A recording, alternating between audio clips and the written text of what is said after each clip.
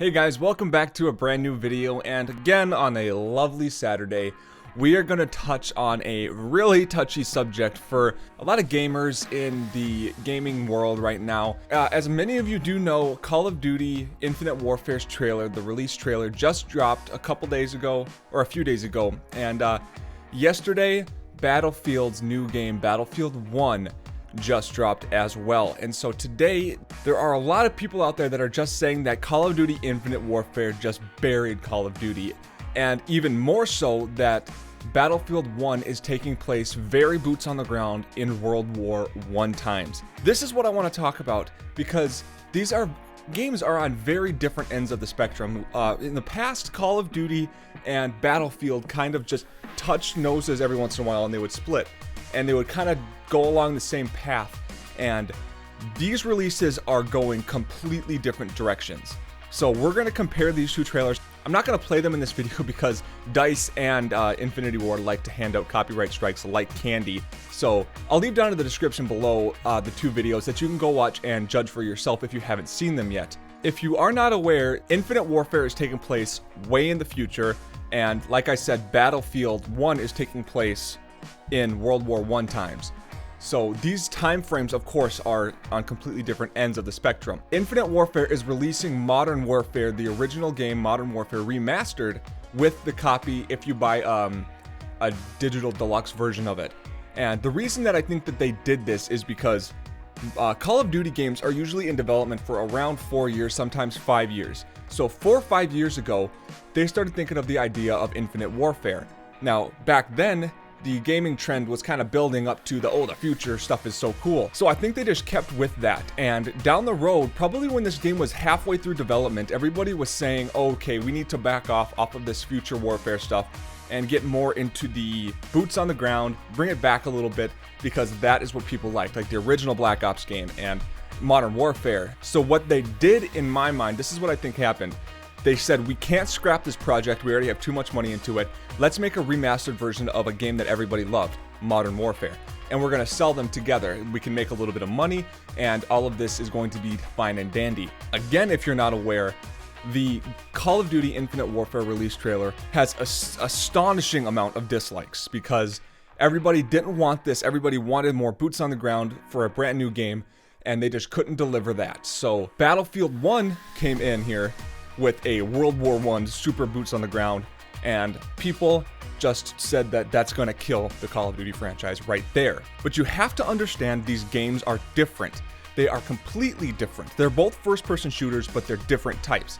Here's what I'm trying to think here. Battlefield is super huge maps, vehicles, and that kind of thing. Very slow-paced, very strategic. Call of Duty is more of an instant satisfaction where it's super fast-paced, jetpacks, getting to the other end spawn as fast as you can. Very, once again, fast-paced and very immediately satisfying, you know? So that being said, the games you need to understand from both sides here. Some people like the easy to learn, instantly satisfying games like Call of Duty, and some people like the more strategic, let's actually plan something type of game, like Battlefield fans. And again, Battlefield was initially kind of made for the PC, and they kind of got into consoles when the Xbox 360 came out, and Call of Duty has been around, and they were released on the GameCube, you know, like right when they started. And there is a much bigger fan base on PC for Battlefield than there is for Call of Duty. And again, that is more of the hardcore players that play on PC that are more strategic and like to get into these games a little bit heavier than people that play Call of Duty. But let me tell you guys here why I think that Infinite Warfare made a big mistake here. These game developers need to understand that they need to listen to communities a little bit better. And even though the Call of Duty players like that instant satisfaction and easy to learn kind of gameplay, they didn't listen to that as much as they possibly could when people were starting to say, can we please get something a little bit more backed up and a little bit more simple and not as fast-paced as we've been getting for these future types of games. They knew that before they released this trailer, and they had to have known in the back of their minds, this is not going to be pretty. We have to butter this up as much as we can. Let's release Modern Warfare remastered with it. And after that trailer got so many dislikes, Battlefield 1 World War I, what people were looking for, released yesterday, and people went nuts for it. And that's going to start to kill off the franchise of Call of Duty right now, because people are going to buy Battlefield that wanted that boots on the ground type of feel. They might still buy Infinite Warfare, but it might not be played as much as Battlefield, because Battlefield's actually coming out a month before Infinite Warfare. People might get adapted to that game a little bit better. They might jump back and forth, but people wanted boots on the ground. Battlefield listened to most of the Call of Duty community and said, you know what, we're gonna screw them over, let's do this.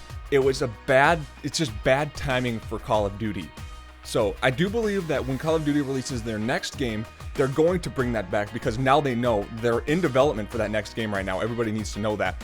They're listening to this right now and they're saying, let's bring it back.